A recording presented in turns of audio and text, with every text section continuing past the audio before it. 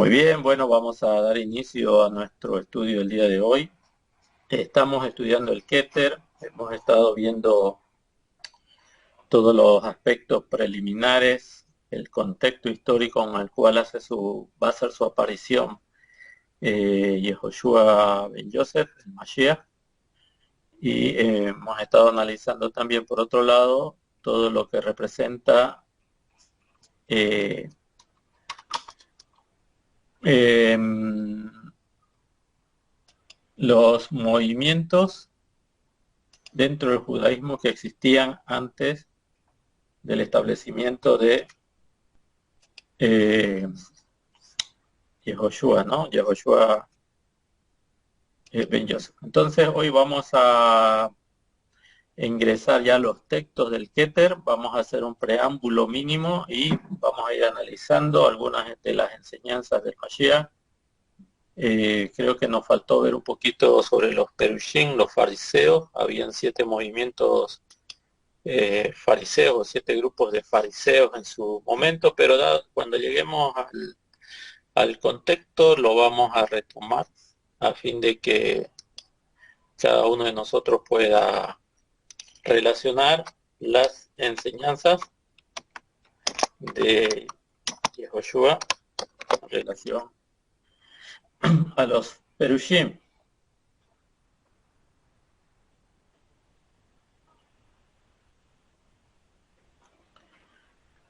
Permítame un momento, tenía por aquí el texto que queremos compartir.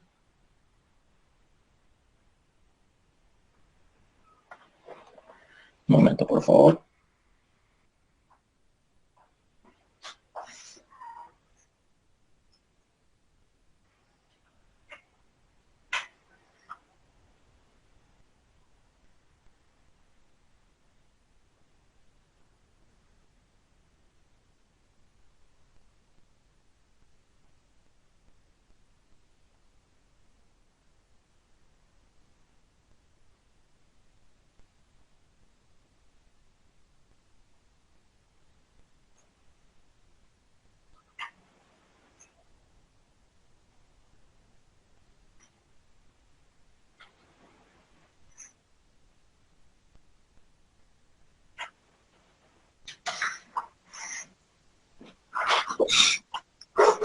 Ok.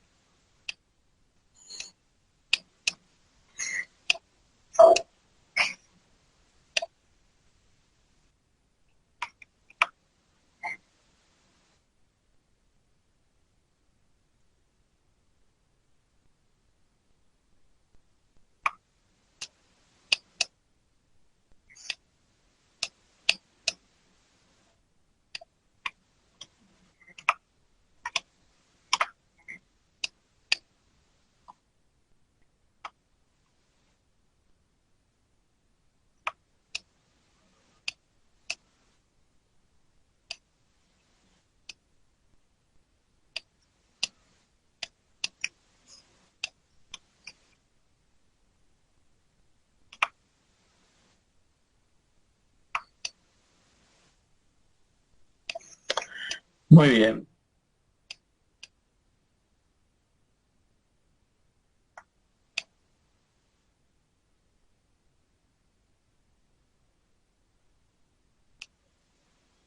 Ok, entonces vamos a situarnos, espero que se noten en las pantallas.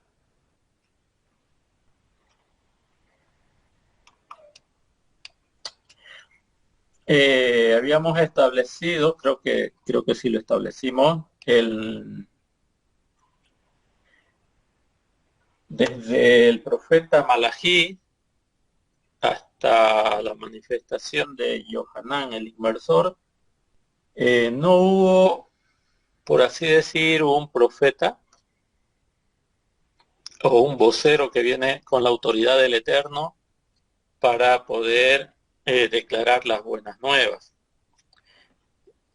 Todo lo que hemos estado estudiando con relación al movimiento, a los diferentes seccionamientos dentro del judaísmo, como son los esenios, los celotes, los saduquitas, los saduceos, los perushim,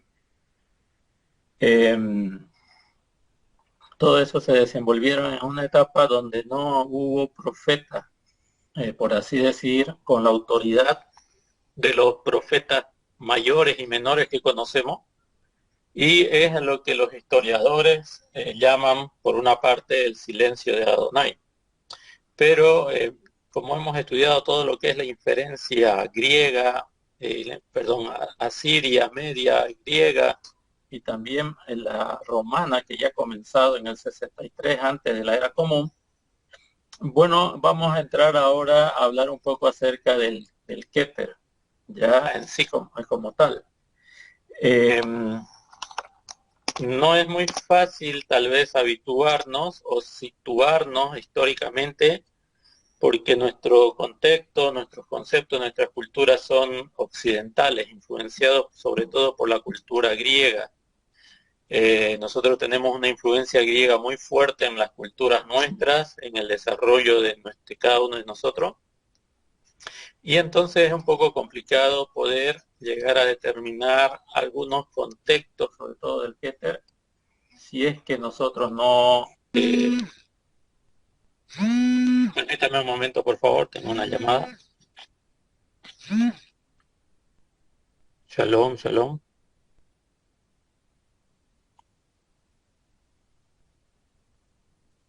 Shalom, ahora no la escucho.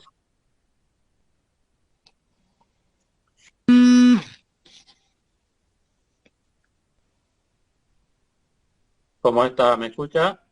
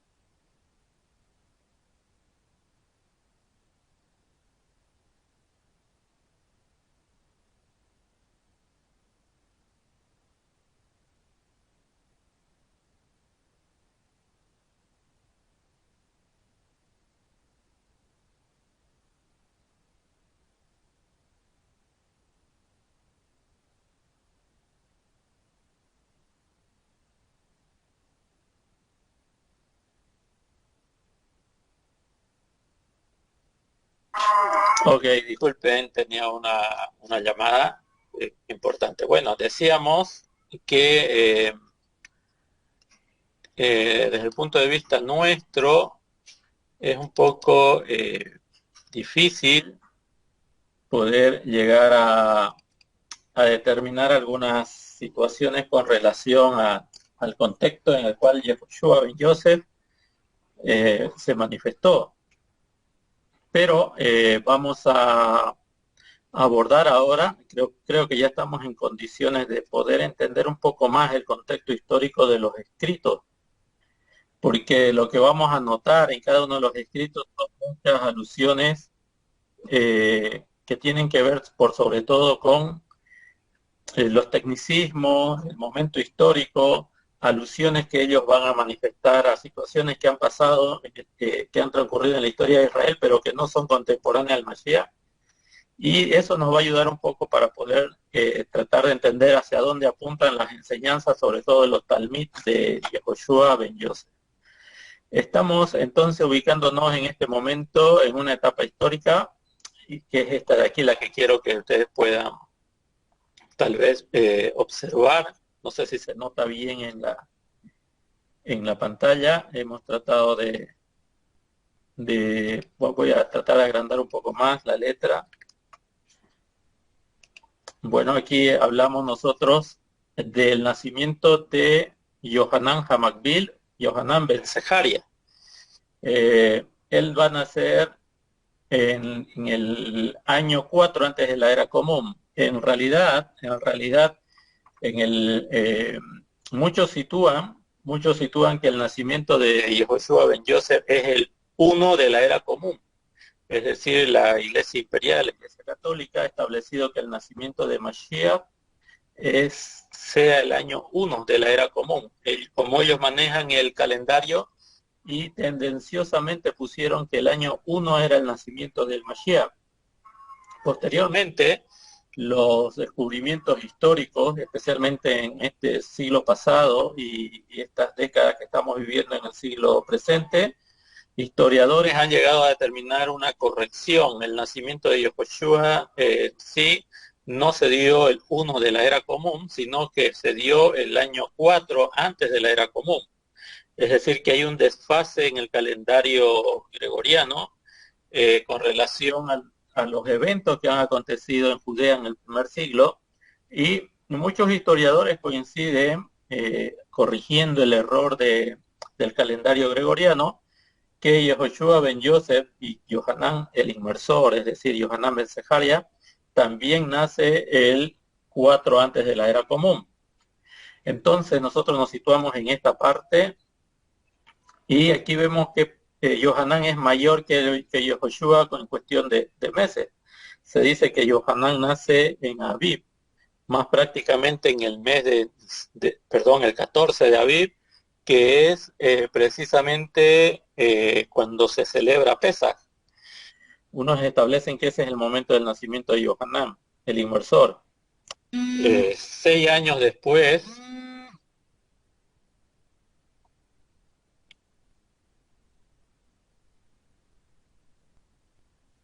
sí, sí,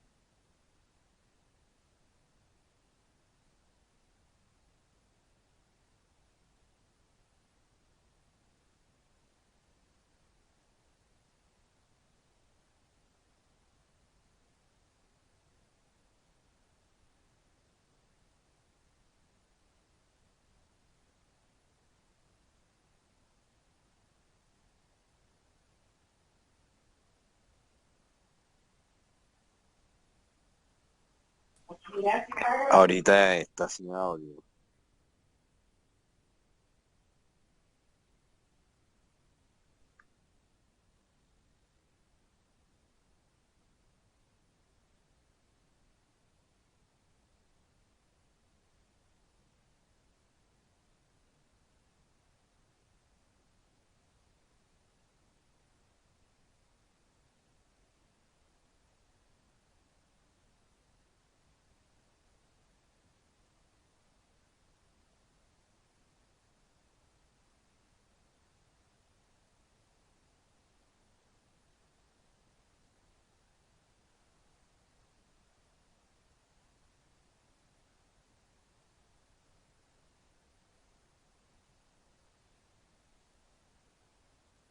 Oh, perdón, disculpen, era llamada, son llamadas del rabino y teníamos que responder, va a disculpar.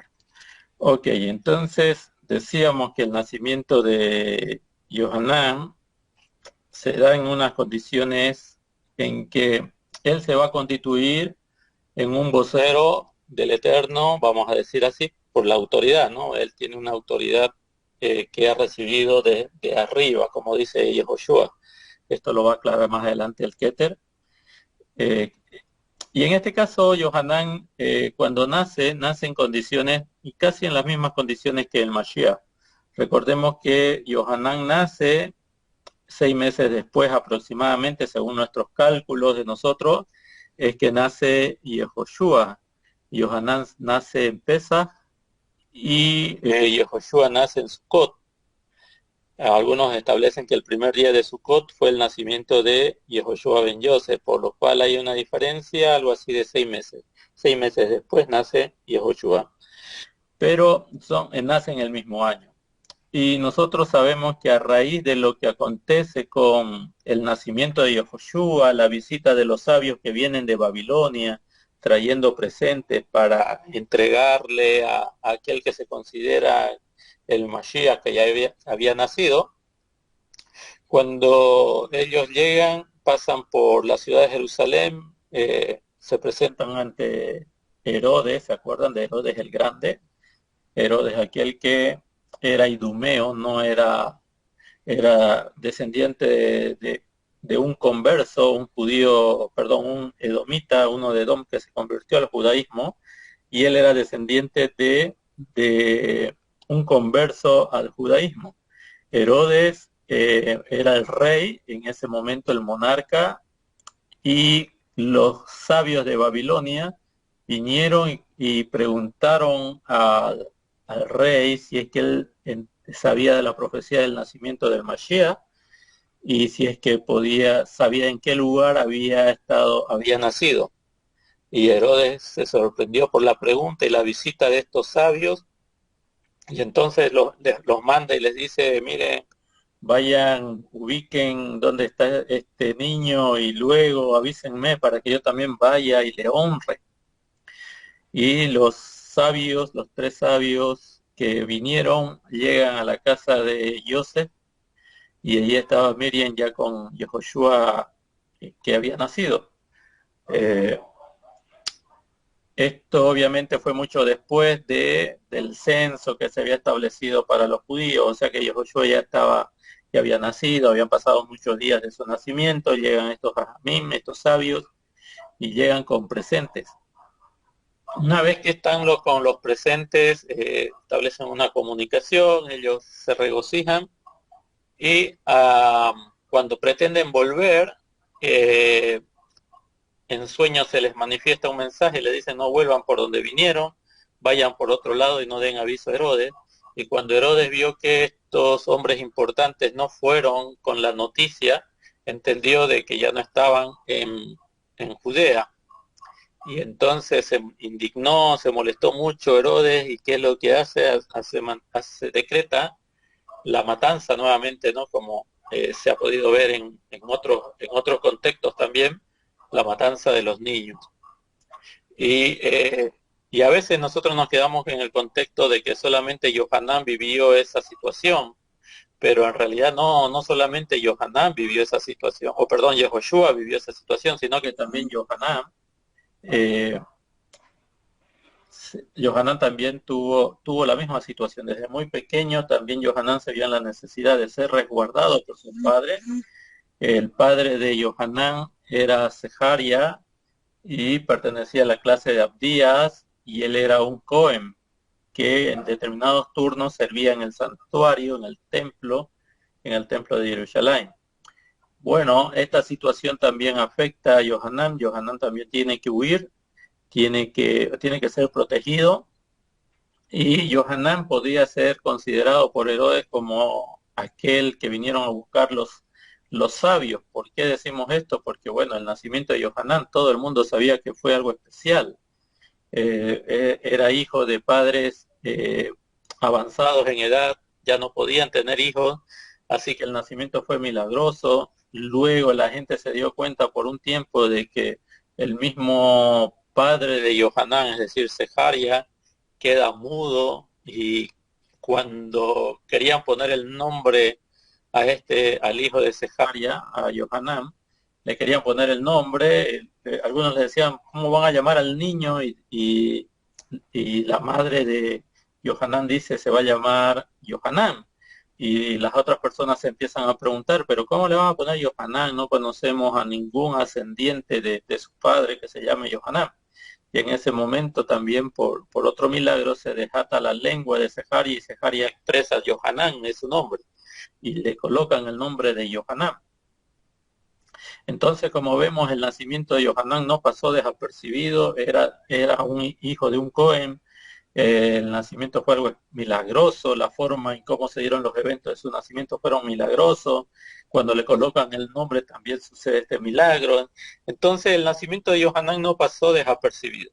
El nacimiento de Yohanan Hamakbil o Yohanan Ben Sejaria fue un evento muy conocido, y por supuesto que Herodes también conocía de este nacimiento, por lo cual el padre, al escuchar de que hubo este decreto, entendemos nosotros que Yohanan también tuvo que ser protegido, y es por eso que de Yohanan no se sabe mucho del tiempo de su niñez, de su adolescencia, tampoco no se sabe mucho de Yehoshua en los escritos del Keter, pero cuando aparece Yohanan en el Keter después de su nacimiento es para hacer que el pueblo de Israel haga Teshuvah. Es decir, está llamando a una conversión nacional, a una Teshuvah nacional. Yohanan tiene una autoridad para poder hacer este llamado a todas las personas, a todos los miembros de Judea en el primer siglo. Así que Yohanan, el nacimiento de Yohanan evidentemente fue algo muy importante. Y es por eso que tanto Yohanan como Yehoshua vivieron una época muy, vamos a decir, muy difícil, con persecución, con orden de matar a niños. Así que tuvieron ellos, los padres, que ponerlo a buen resguardo. Nosotros sabemos lo que pasa con Joseph, el padre de Yehoshua. En sueños se le dice que se vaya a Egipto, que se vaya allá con el muchacho, porque buscan para matarlo, y cuando muera este rey, entonces podrán volver. Si se fijan aquí en la cronología, tenemos entonces el 4 antes de la era común nace Yohanan Ben Sejaria, y el año 4 antes de la era común nace Yehoshua Ben Yosef, nuestro Mashiach. El 8 años o 7 años después, el 4 ya de la era común, o sea, de nuestra era, muere Herodes el Grande. Y es muy posible que en esa época, en esa fecha, el Mashiach retorne, es decir, los padres vuelvan a Jerusalén y se establezca nuevamente en Jerusalén. Yehoshua tiene que ser instruido para ser un tzadik, una persona muy ocupada en los asuntos de la Torah.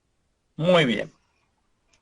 Entonces, cuando leamos el Keter, Yohanan ya está nacido, Yehoshua ha nacido. Matillahu, que es el primer texto que vamos a leer, Matillahu va a hablar sobre la genealogía de Yehoshua. El texto de Yohanan va a hablar sobre quién es Yohanan, quiénes son sus padres, pero en el libro de Meir, que es Marcos o de Gilel, ya lo encontramos a Yohanan ejerciendo lo que va a ser una función importante, ¿no? De llamar a la Teshuvah al pueblo de Israel. Y bueno, vamos a entrar en tema entonces, esto simplemente para que podamos contextualizar en qué época de la historia nos estamos encontrando. Entonces, vamos a ver este aspecto. Vamos a entrar entonces al texto si ustedes desean, vamos a entrar primeramente al texto de Yohanan para ver un poco sobre Yohanan. Yohanan precede en cuanto al nacimiento de Yehoshua por meses. Y vamos a ver entonces también el texto de Matillahu el día de hoy. Permítame un momento para poder proyectarlo. Aquí está el texto.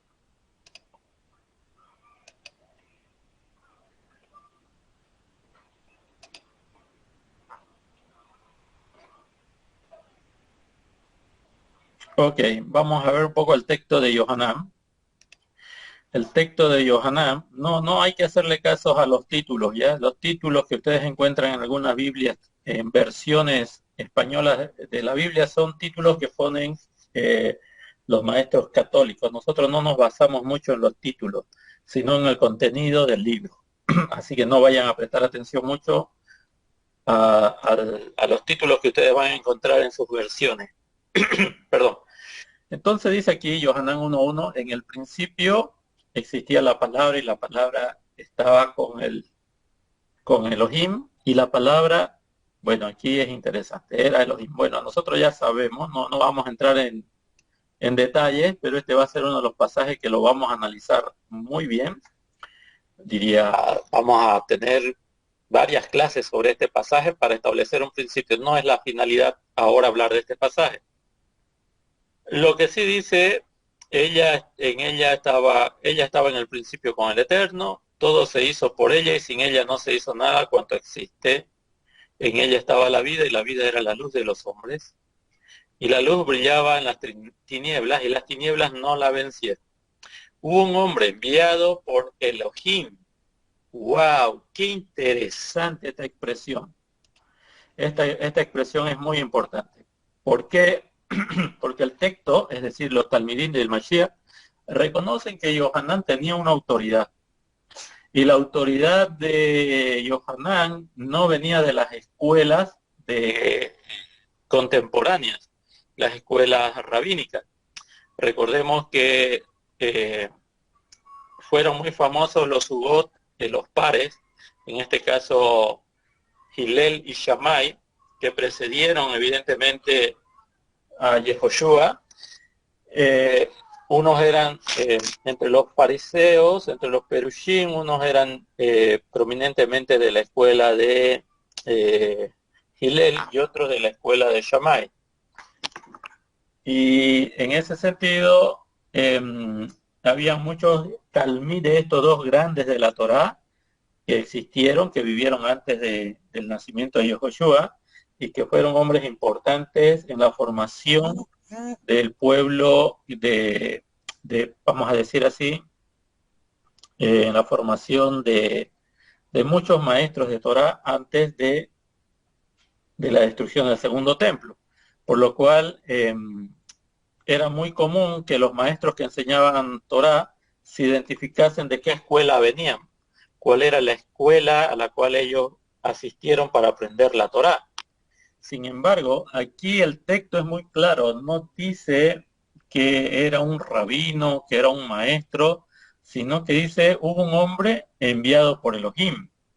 Yohanan, como dijimos, su nacimiento fue algo especial, su vivencia, los peligros que asediaron no solamente a Yehoshua, sino también a Yohanan cuando se decreta esa muerte de los infantes en toda la provincia, también fue afectado por él. Así que él, como vemos, dijimos que tenía que ser protegido, pero lo interesante aquí es el texto que dice que este hombre fue enviado por el Eterno, es decir, que en un momento él se desarrolló, nosotros sabemos que él se desarrolla en el desierto.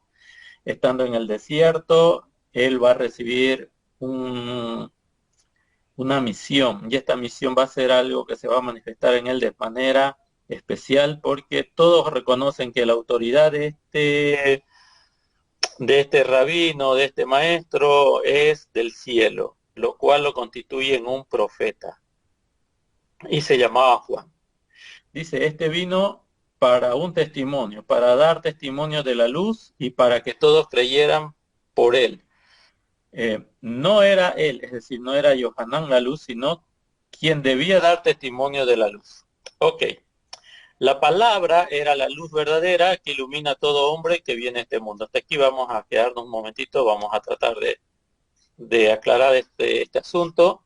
Entonces, Yohanan está manifestando de que es un vocero, viene a dar un mensaje de parte del Eterno. Y ese mensaje que va a establecer de parte del Eterno es que Yehoshua, o sea, de que la luz ya está entre los hombres. Queremos decir que Yohanan es alguien enviado por el Eterno para preparar el camino para la revelación del Mashiach. Y esto es muy interesante, esta introducción, aunque ustedes no lo crean, da un detalle muy importante. Dentro del judaísmo, dentro de la práctica de la Torá, se entiende que el que va a ser el Mashiach no es alguien que diga, yo soy un rabino, yo soy el Mashiach, yo vengo a enseñarle lo que va a acontecer con nuestro pueblo, a conducirlo con nuestro pueblo. No, así no se presenta el Mashiach.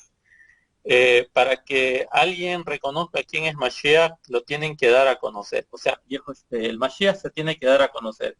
Está ya entre ellos, ya ha nacido, ya se ha desarrollado, ha ido a las sinagogas, ha ido a desarrollarse en la formación, ha ido a adquirir conocimiento de lo alto, ha tenido maestros Yehoshua que lo han conducido en el conocimiento de las escrituras, de la Torá, de los profetas, y ahora el Mashiach, para que lo comprendamos, el Mashiach ya está en medio de su generación, pero todavía no se ha dado a conocer.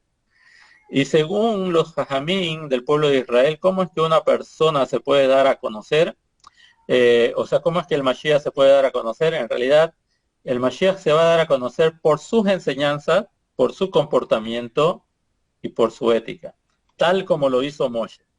Fíjense que Moshe, cuando es enviado a buscar la liberación, la redención del pueblo de Israel en Egipto, él no va solo para presentarse él como libertador, sino que alguien habla por cuenta de Moshe, y en este caso es Aharón. Aharón fue seleccionado para que él diese a conocer quién es el libertador que está viniendo a Egipto. Entonces, lo que nosotros podemos ver en esta situación es que el Mashiach no puede llegar y decir abiertamente, ¿saben qué? Yo soy el Mashiach, crean en mí, síganme, les voy a mostrar señales, les voy a mostrar prodigios. Eso no va a ser el Mashiach. Dentro del contexto judío eso no es correcto. Pero sí lo pueden dar a conocer. ¿Y quiénes lo van a dar a conocer? Los que lo reconozcan por sus enseñanzas y por sus obras. Y es por eso que así también fue reconocido Moshe. Cuando a Moshe se lo comisiona, el Eterno lo comisiona para ir a buscar la redención del pueblo de Israel, Moshe dice, yo no puedo hablar, no puedo darme a conocer, no soy fácil de habla, por favor envía a otro al que tengas que enviar, pero yo no puedo ir a hacerlo. Y el Eterno le va a decir, no, tú tienes que ir. Mira, allá está Aarón está esperando, está alegre porque se está regocijando, porque sabe que tú estás volviendo. Entonces, Aarón hablará por ti. Entonces, es Aarón quien lo da a conocer a Moshe. No es Moshe el que se presenta ante los hijos de Israel y diciendo, miren, yo soy el libertador. No, es Aarón. Y cuando Aarón va a los ancianos, el Eterno le había dado 3 señales a Moshe que él hiciera delante de los ancianos para que los ancianos reconozcan que Moshe ha sido enviado para una misión importante. Por lo cual, también las obras que hizo Moshe, esos 3 milagros, primero convirtió una vara en serpiente, luego se volvió a convertir en vara en su mano, luego él metió la mano en su regazo y cuando la sacó toda leprosa, toda llena de lepra, como carne muerta. La volvió a meter su mano en su regazo y luego salió la mano totalmente curada. Esas 3 señales fueron un preámbulo para que se pudiese dar a conocer a su pueblo, a los líderes de su pueblo.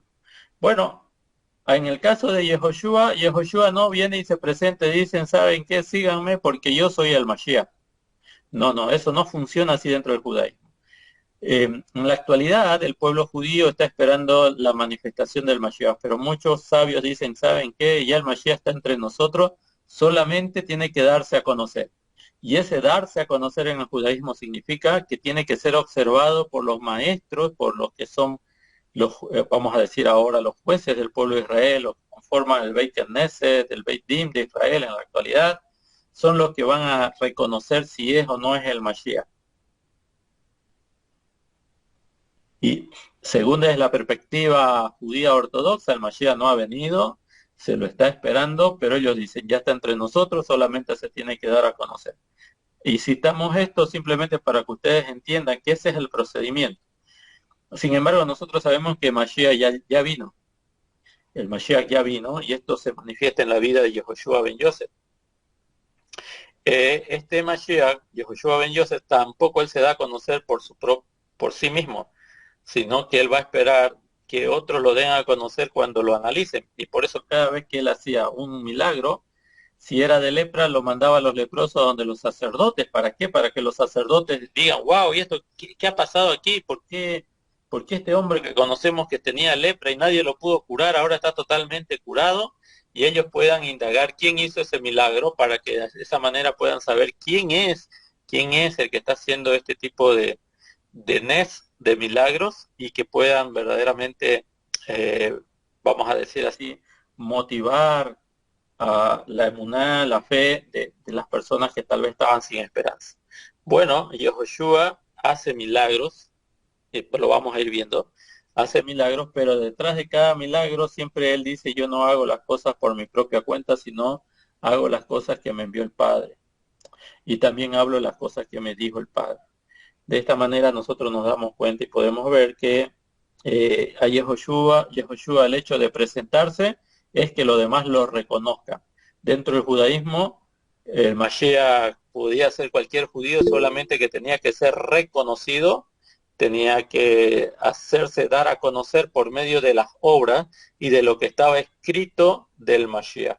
Algo hemos visto nosotros con relación al Mashiach, pero en este caso Yehoshua no se presenta. ¿Quién es el que va a presentar? ¿Quién es el que va a dar testimonio de Yehoshua según el texto de Yohanan? Es el mismo Yohanan. Yohanan tiene esa comisión, tiene una autoridad desde el cielo para que él pueda dar a conocer quién es Mashiach. Bueno, muy bien. Aquí vemos una mano levantada. Adelante, estimado Edibardo. Adelante. Shalom, shalom, hermano. Una consulta. Por ejemplo, ¿cómo identificaron o cómo se sabe que Johanan, el inmersor, era el que tenía esta autoridad?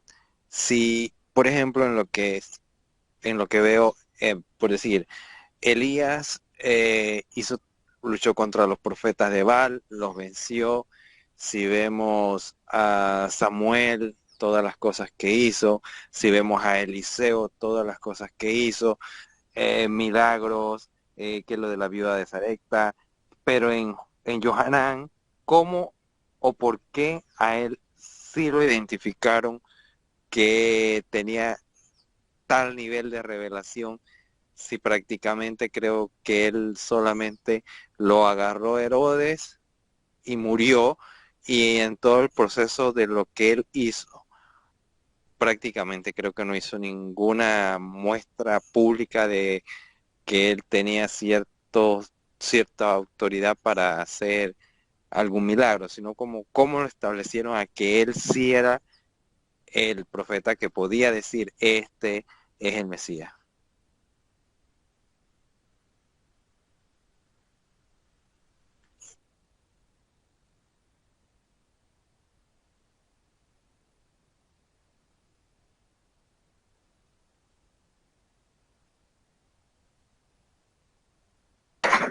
Perdón, estaba con el micrófono apagado. Ok, muy interesante la pregunta.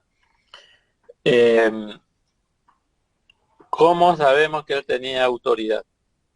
Bueno, si nosotros vamos viendo el libro de Meir, de Marcos, el libro de Gilel, de Lucas, vamos a darnos cuenta que muchas personas, ya cuando él entra en escena, es una persona mayor, es una persona ya determinada a realizar un propósito, una misión. ¿Y cómo sabemos que él tiene autoridad?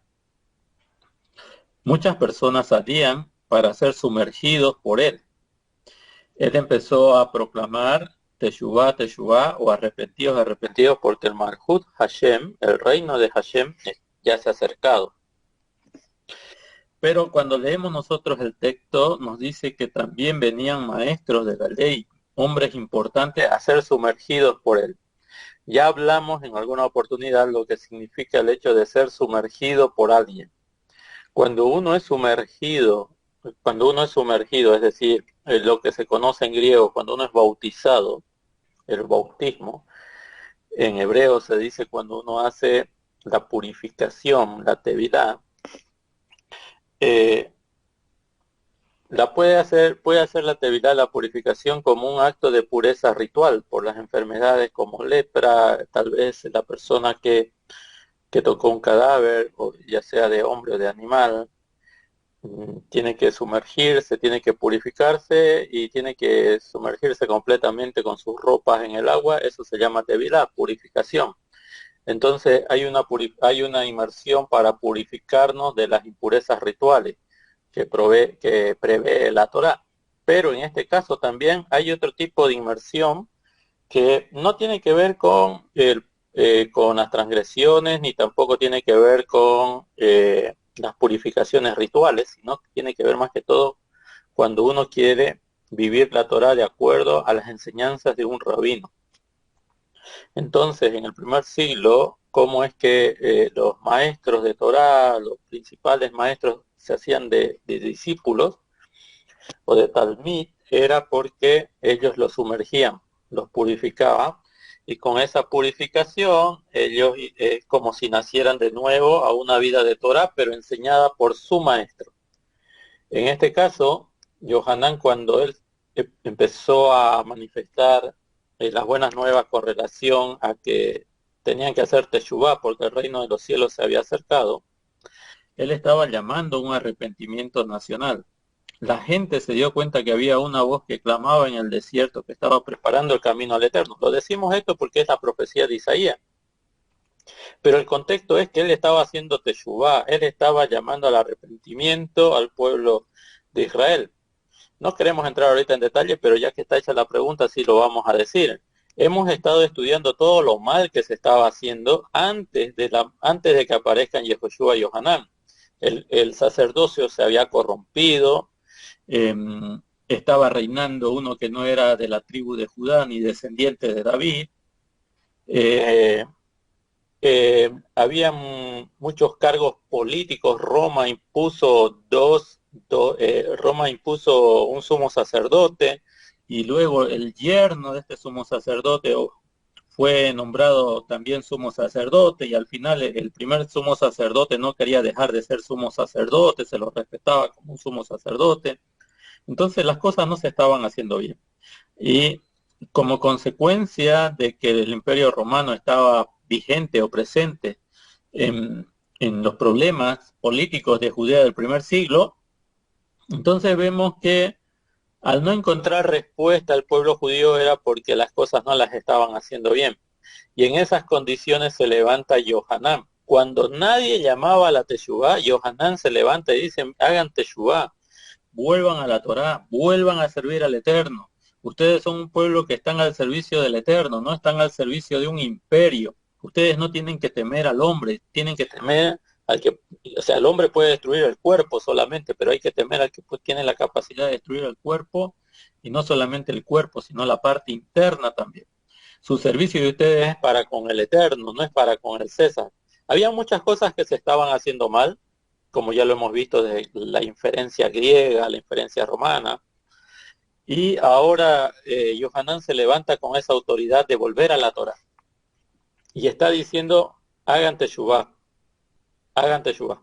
Cuando vemos el texto nosotros vamos a ver que él estaba haciendo tevilá, y eso significa de que todas las personas que se sumergían con Yohanan, o en el nombre de Yohanan, porque esto es interesante que lo sepamos. Las inmersiones que hacía Yohanan eran en nombre de Yohanan. ¿Qué significa en el nombre de Yohanan?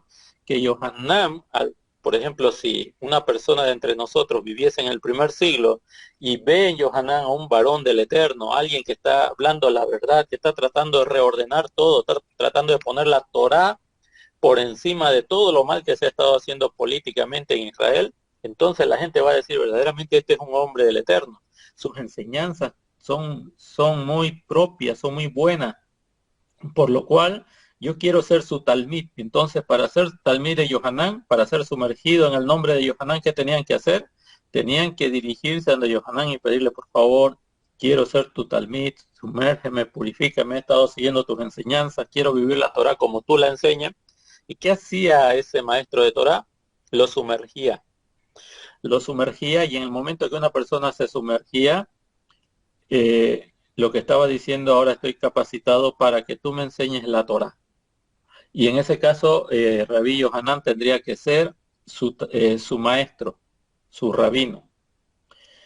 Y en ese sentido vemos que mucha gente salía a ser sumergido por él, es decir, que el movimiento de él estaba creciendo, mucha gente estaba queriendo que él les enseñe la Torá, que les enseñe a vivir la Torá, a cumplir con los preceptos de la Torá, y por eso iban a su inmersión. Y cuando iban a su inmersión, también nos cuenta el texto del Keter, esto lo vamos a ver más adelante, salían estas autoridades, salían los maestros de la ley también a ser sumergidos por él, porque ellos entendían, wow, mira, este tiene tantos seguidores, eh, ¿por qué no nos vamos con él? ¿Y qué decía Yohanan de ellos? Y les decía, ¿y a ustedes quién les enseñó a escapar de la ira venidera, generación de serpientes, de víboras? Ustedes también van a tener que rendir cuentas porque conociendo las escrituras, siendo, vamos a decir así, autoridades, ustedes han hecho errar al pueblo y de eso tienen que dar cuenta. Y en realidad lo que les estaba diciendo Yohanan, si verdaderamente no hay un cambio en ustedes, no puedo bautizarlo. Ustedes nunca van a entender las escrituras. Ustedes se aburguesaron, se acostumbraron a estar en el poder, en los cargos públicos.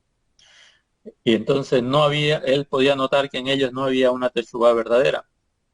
Pero diferente es cuando viene Yehoshua y él dice, yo no, ¿cómo vienes tú a mí para que yo te sumerja cuando soy yo el que debo ser sumergido por ti? Wow, y esa sí que fue una declaración importante de Yohanan. Yohanan le dice, yo no te puedo bautizar para que tú seas mi discípulo. Soy yo el que tengo que ser bautizado por ti para ser tu discípulo. ¿Por qué? Porque Yohanan entendía que Yehoshua era el Mashiach. Y por eso aquí el texto dice que él vino a dar testimonio, pero no de él. Él no dio testimonio de Yohanan, él vino a dar testimonio de la luz. Y la luz hace referencia a la enseñanza del Mashiach. ¿De quién es el Mashiach? Entonces, cuando en Judea del primer siglo decimos que alguien tenía autoridades porque la gente seguía sus enseñanzas y salía a él. Y maestros de la Torá, maestros de escribas, todos salían también a querer ser bautizados por él.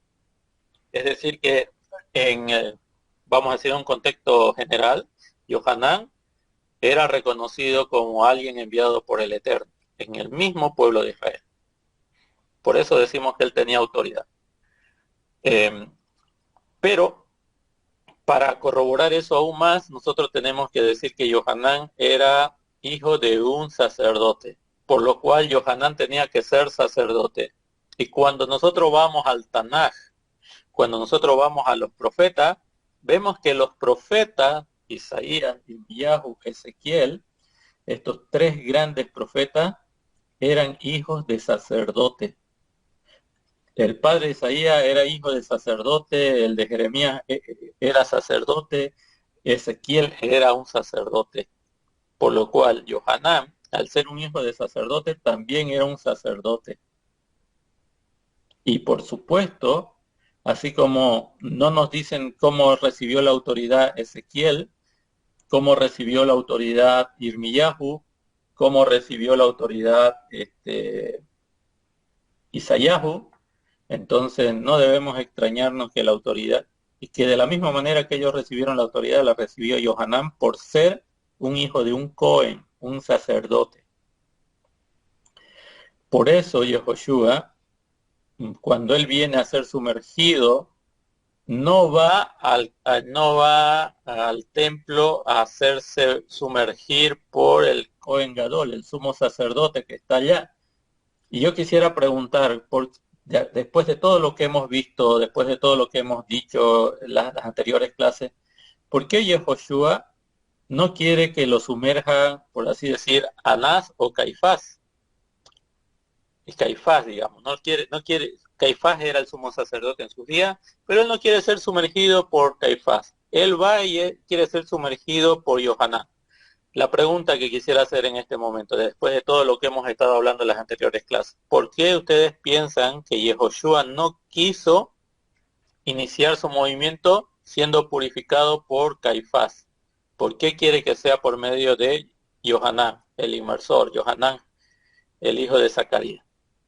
¿Qué opinan ustedes? ¿Por qué razón él no quiere, no va a hacerse discípulo del sumo sacerdote? Yehoshua no quiere hacerse discípulo del sumo sacerdote.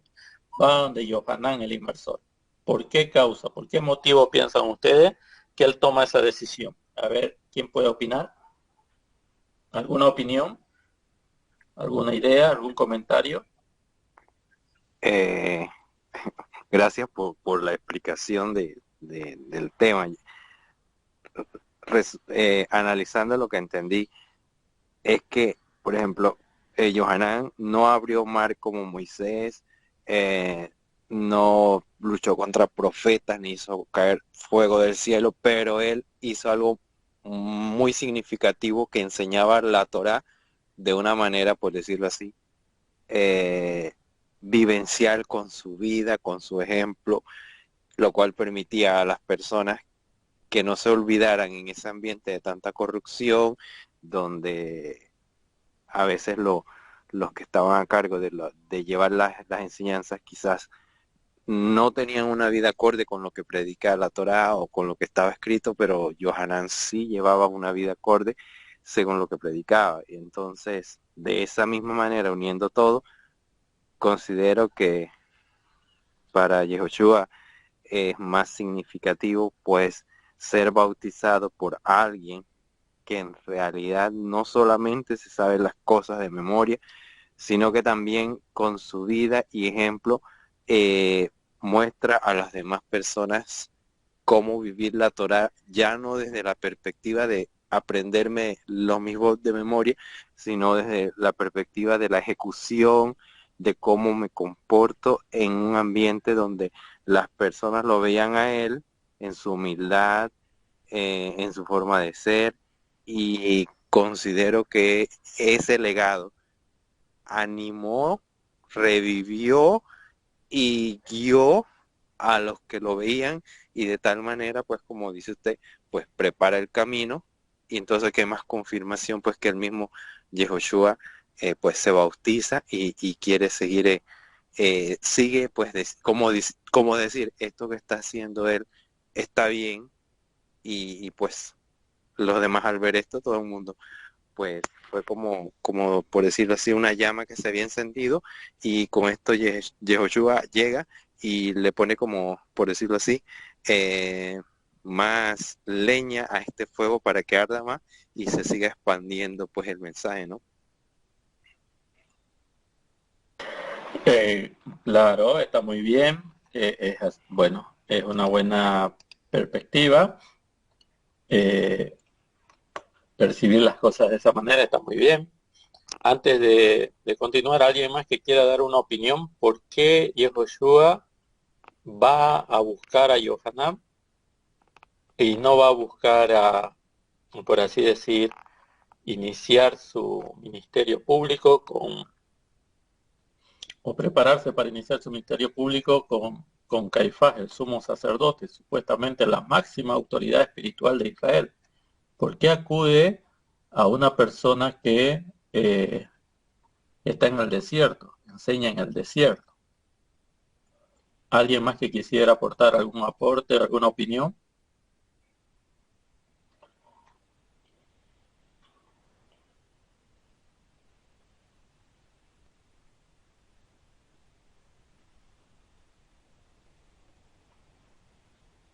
Bueno, lo que estábamos estudiando las anteriores. Perdón, creo que porque Adelante. ellos enseñaban la Torá, pero no lo aplicaban. Claro, claro. Evidentemente, bueno, había muchas cosas que practicaban y se olvidaban de lo esencial de la Torah. Pero estuvimos analizando nosotros que, por ejemplo, el que estaba ejerciendo como sumo sacerdote en Israel, en realidad no fue elegido de acuerdo a los pasos y procesos que determina la Torah, sino que fue políticamente. Empezó con Anás y Caifás era el yerno de Anás y por eso Caifás también fue sumo sacerdote, pero no era un sacerdocio legítimo, por así decir. Sin embargo, Johanán era hijo de un sacerdote. Johanán era hijo de Sejaria. Sejaria, volvemos a reiterar que cuando nace Johanán, Sejaria estaba realizando su turno desde la familia de Abdías que le tocaba servir en el templo. Al año hay 24 turnos, 2 semanas más o menos por cada turno. Y en el turno que le tocaba a Sejaria, que era de la clase de Abdías, vemos que él estaba ejerciendo el sacerdocio, por lo cual Sejaria era un sacerdote, uno descendiente de Sadoc y uno descendiente de Aarón.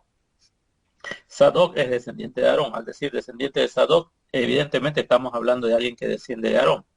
Ahora, a raíz de lo que pasó en el primer siglo con los niños y todo el peligro que corrieron los niños, dijimos que Johanán tuvo que ser protegido y llevado al desierto para que toda esa orden de Herodes no se manifestase en contra de los infantes y entre ellos a Johanán.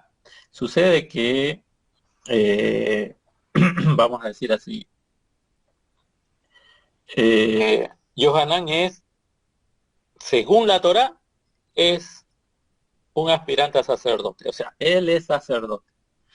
Él es descendiente de un sacerdote y su padre era descendiente de otro sacerdote y el abuelo era descendiente de otro sacerdote y así hasta que llegamos a Aarón. De tal manera que Johanán sí era un legítimo o podía llegar a ser un legítimo sacerdote. Y como el Eterno se va a manifestar a Johanán, porque Johanán es el que va a decir más adelante que él no va a dar testimonio de sí mismo, sino que va a dar de la luz, y más adelante va a dar señales de cómo fue que él recibió esa autoridad. Lo vamos a ir estudiando en el Keter, pero vemos entonces que Johanán verdaderamente no solo que es escogido por Yehoshua, sino que ya el Eterno lo había escogido a Johanán. ¿Cuándo lo escoge el Eterno a Johanán? ¿Quién se acuerda? ¿En qué momento lo escoge el Eterno a Johanán? ¿Quién se acuerda? Vamos, participemos. Estamos estudiando. A veces cuando opinamos nos equivocamos, pero cuando alguien nos corrige nuestras ideas es cuando más aprendemos. ¿Cuándo fue que el Eterno escogió a Johanán?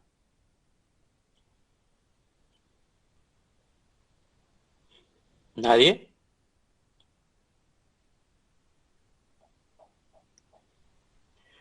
Hermana Jaycee, hermana Melina, ahí está también Valeria, tu hermana Claudia. Antes de nacer,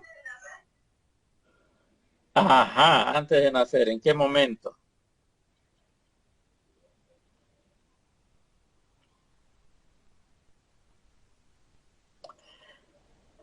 Eh, ¿Se acuerdan que se le aparece un malak a Zacarías, y le dice que va a tener un hijo y que le van a llamar y que va a tener un hijo y él no cree y por eso se queda mudo, pero le da instrucciones este malak, este ángel o este mensajero le da instrucciones al sacerdote, le dice, mira, tu hijo será consagrado desde el vientre, no tiene que beber vino y tampoco le van a pasar cuchillo por la cabeza, es decir, se va a cortar el pelo. Por lo cual Johaná ya fue seleccionado por el Eterno para ser un nazir. Un nazir es alguien que está consagrado al servicio del Eterno. Entonces, eh, vemos aquí nosotros que Johanán sí fue escogido. Si hablamos de autoridad, bueno, lo vemos desde su nacimiento, así como Irmiyahu. El Eterno le dice a Irmiyahu a Jeremías, mira, desde el vientre, antes de que naciese el vientre de tu madre ya te conocía. Entonces vemos que la autoridad de Irmiyahu no es de los hombres, pero viene del Eterno. Así también la autoridad de Yohanan no viene de los hombres, proviene del Eterno. Pero cuando él empieza a manifestarse públicamente, mucha gente lo sigue, mucha gente entiende que este es un varón del Eterno, y sus enseñanzas están muy apegadas a lo que busca Hashem de su pueblo, y en este caso es la Teshuvah. Por eso Yehoshua no va a Caifás, por lo que dijimos anteriormente. El sacerdocio estaba corrompido. No era una autoridad delegada de lo alto lo que estaba manifestándose en el sumo sacerdocio. Pero Yohanan sí es alguien seleccionado por el Eterno. Entonces Yehoshua va y prefiere que sea alguien seleccionado por el Eterno, alguien que está haciendo la voluntad del Eterno, quien lo pueda iniciar en cuanto a su preparación para lo que va a ser luego su ministerio, o su función, su propósito. ¿Y a quién lo va a buscar? A Yohanan, porque Yohanan es un Cohen. Además, un Cohen seleccionado, y aparte es una persona seleccionada desde el vientre de su madre. Había una profecía de que él iba a ser un conductor de Israel, por lo cual Yehoshua sabe todo eso y va donde él. Y la gente sabe todo eso, porque vuelvo a reiterar, el nacimiento de Yohanan no pasó desapercibido. Todos supieron que el nacimiento de Yohanan fue milagroso. Y entonces la gente sale a donde Yohanan, un hombre que siempre se mantuvo dentro de los límites de la Torá, siempre se mantuvo apegado al Eterno, y ahora él es el que tiene que dar a conocer, así como Aarón dio a conocer a Moshe, ahora Yohanan es el que tiene que dar a conocer a Mashiach. Esto es muy interesante que lo sepamos. O sea, Yehoshua no puede darse a conocer, él por sí mismo no puede presentarse como el Mashiach, siempre tiene que ser alguien. ¿Y quién es el que lo va a dar a conocer a Yehoshua como el Mashiach? Un Cohen. Wow, esto es impresionante. Lo que nos muestra el Keter es impresionante. Yohanan, Juan el Inmersor, Juan, hijo de Zacarías, Yohanan ben Zecharia, él está dando a conocer al que es el rey de Israel. Acuérdense que hablamos del término Mashiach, ¿en qué contexto? En el texto de uno que es ungido para ser un rey. Por lo cual ese rey también tiene que ser alguien que conozca de las escrituras, un hombre sabio. Entonces Yohanan va a dar testimonio de la luz, pero esta luz es el Mashiach, y el Mashiach es el rey de Israel. Por lo cual Yohanan en ese momento, cuando Yehoshua quiere sumergirse por él, le dice, no, mira, si tú eres el Mashiach, ¿cómo? Tú no puedes buscar que yo te sumerja, si yo soy el que tengo que ser sumergido por ti. Pero Yehoshua le dice, mira, hagamos todo conforme a lo que está establecido, cumplamos con toda la justicia. Y entonces accedió Yohanan a sumergirlo, porque Yohanan era la autoridad valedera, o sea, él tenía autoridad, él era un Cohen, él podía ungir a otra persona como rey, como Mashiach, él podía iniciar una nueva etapa de enseñanza, Yohanan, y por eso Yehoshua viene a donde, ¿ya? Entonces, estaba muy corrompido el sacerdocio en el templo.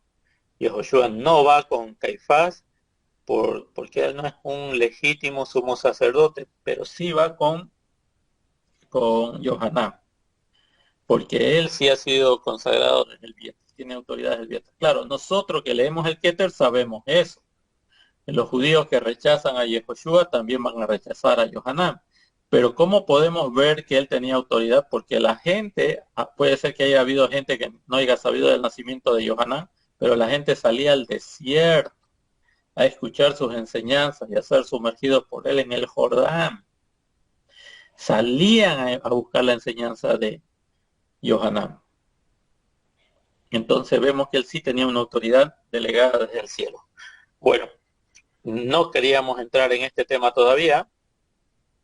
Queríamos empezar con el libro de Matillahu, pero estábamos viendo la aparición de Yohanan. Yohanan aparece como dice aquí este testimonio, vamos a seguir leyendo. Dice, el verso 8 dice, no era él la luz, sino quien debía dar testimonio de la luz. O sea, parafraseando, no era él, ¿quién? Yohanan. No era Yohanan la luz, sino quien debería dar testimonio de la luz, esto es Yehoshua, al que conocemos como el Mashiach. La palabra era la luz verdadera que ilumina a todo hombre y que viene a este mundo. En el mundo estaba y el mundo fue hecho por la palabra y el mundo no la conoció, no conoció la palabra. Vino a su casa y los suyos y no lo recibieron. Bueno, aquí ya empieza a hablar del Mashiach. Bueno, esto es un preámbulo. Esto es un preámbulo. Y fíjense lo que va a decir más adelante Yohanan. Aquí dice en el 19, dice, y este fue el testimonio de Yohanan. Cuando los judíos enviaron eh, donde él, desde Jerusalén, sacerdotes y levitas, y le preguntaron, ¿quién eres tú? Y él confesó y no negó, yo no soy el Mesías. Entonces Yohanan fue claro y dijo, yo no soy el Mesías. Y le preguntaron, ¿qué pues? ¿Eres tú Elías?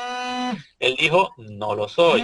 ¿Eres tú aquel profeta? Y él respondió, no. Entonces le dijeron, ¿quién eres para que demos respuesta a los que nos han enviado? ¿Qué dices de ti mismo? Y dijo él, yo soy voz del que clama en el desierto, rectificad el camino al Eterno, como dijo el profeta Isaías. Entonces, fíjense, él está declarando que él fue elegido para ser esa voz en el desierto, para declarar que eh, él era un enviado del Eterno, pero conforme a las escrituras. Y luego le pregunta, ¿y por qué pues bautizas si no eres tú el Mesías, ni Elías, ni el profeta? Y Juan le responde, yo bautizo con agua, pero en medio de vosotros, es decir, está uno a quien no conocéis, que viene detrás de mí y a quien no soy digno de desatarle la correa de sus sandalias.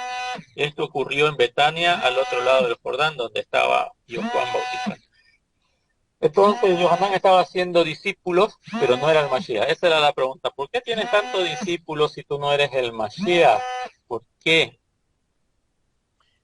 ¿No? Y en luego dice que él no es no es tan importante como aquel que viene detrás de él. Como verán, Yohanan es claro, ¿no? Yohanan sabe cuál es su misión.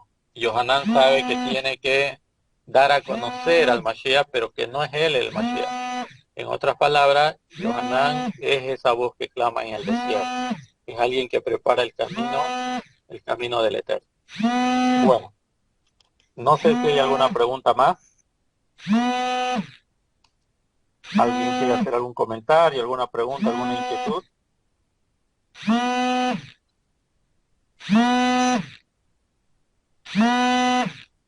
¿Alguien quiere hacer alguna pregunta más?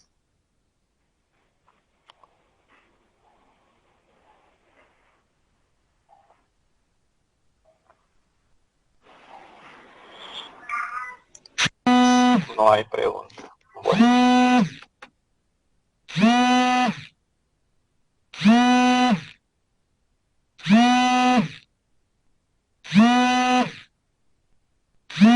Muy bien. En realidad lo que queríamos hoy era comenzar un poquito también con el libro de Matillahu, pero lo vamos a dejar para la próxima entrega, el próximo domingo. Vamos a estudiar este texto. Como les dije, vamos a tratar en lo posible. Tienen que, por favor, sí les voy a pedir que para el próximo domingo podamos tener un cuaderno de apuntes porque tenemos que hacer eventos cronológicos. Ustedes saben en el Keter, que fueron escritos por diferentes autores, nosotros lo que necesitamos es simplemente hacer unos eventos cronológicos para ver cómo se desarrolló el ministerio del Mashiach. Entre otras cosas vamos a hacer eso, pero vamos a tratar de afianzarnos un poquito más en lo que representan sus enseñanzas y tratar de darle un contexto en el primer siglo. Pero eso lo vamos a hacer sin dejar de hacer eventos cronológicos que nos lleven a entender cómo se desarrollaron los hechos con el Mashiach. ¿Ya? Bueno, no sé si tienen preguntas con relación a lo que hemos dicho.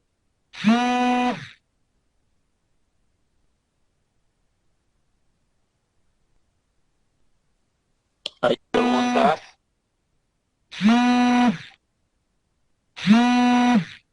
¿Hay preguntas?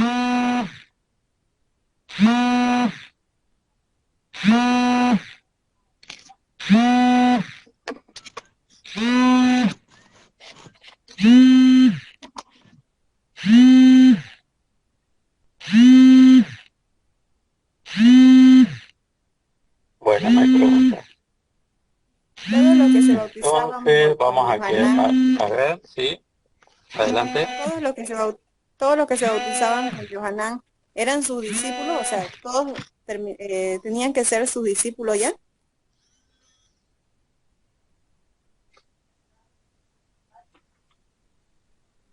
¿Aló? ¿Una consulta? ¿Alguna pregunta? No podía escuchar. Sí, todos los que se bautizaban con Johanán eran sus discípulos, o sea, tenían que ser sí o sí sus discípulos, solo sus discípulos se bautizaban con él o otras personas del pueblo también se bautizaban. No, solamente aquellos que, vamos a decir así, que se bautizaban era porque querían ser su discípulo. O sea, no tenía sentido que busquen el bautismo de Yohanan si no querían que Yohanan les enseñe las escrituras. Eso hay que tomarlo en cuenta, ¿ya? La gente que quería tener a Yohanan como su maestro tenía que bautizarse por él. En su nombre. Eso significa que sean bautizados en su nombre.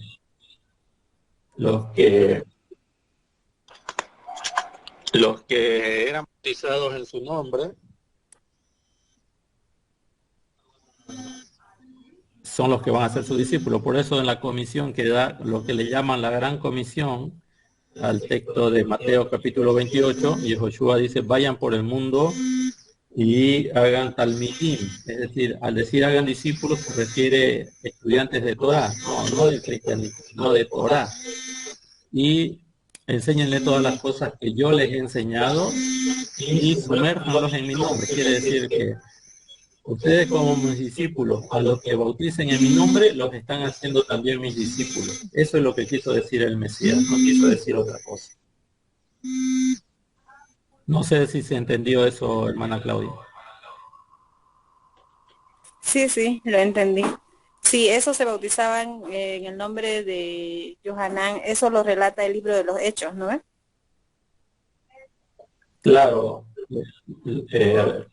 Saúl va a establecer eso, pero por eso les decía que en el primer siglo el bautismo tiene un contexto. El caso de Yohanan y los bautismos de Yehoshua era para que más talmidim se agreguen a sus movimientos. Es eso simplemente.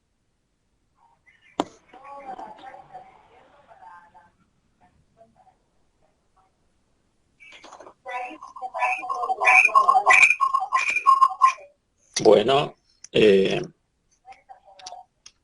no sé si hay otra pregunta.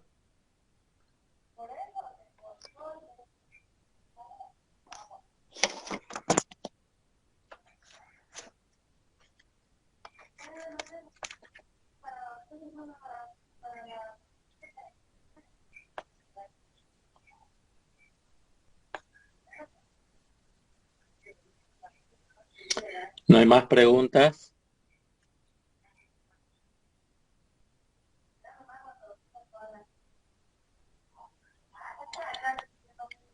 Ok, bueno, como les decía, queríamos haber empezado el día de hoy con el libro de Matillahu, pero vamos a comenzarlo el día domingo.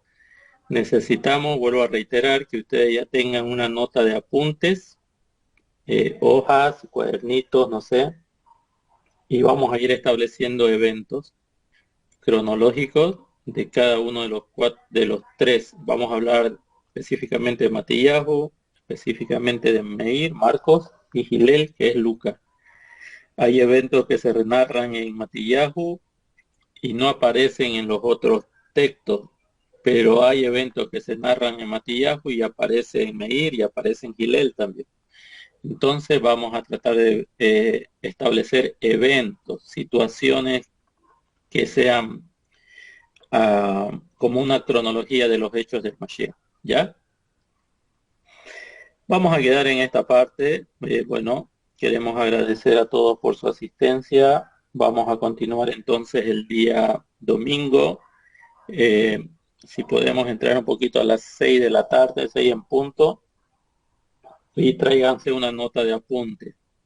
Les va a servir porque a veces podemos grabar y a veces no podemos grabar la enseñanza.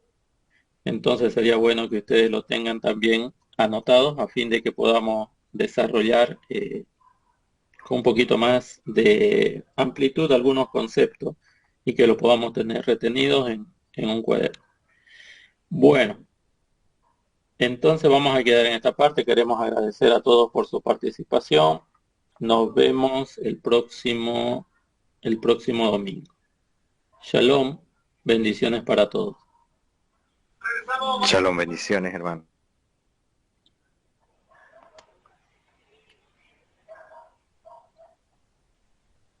Shalom, shalom, bendiciones y muchas gracias por la enseñanza, More William.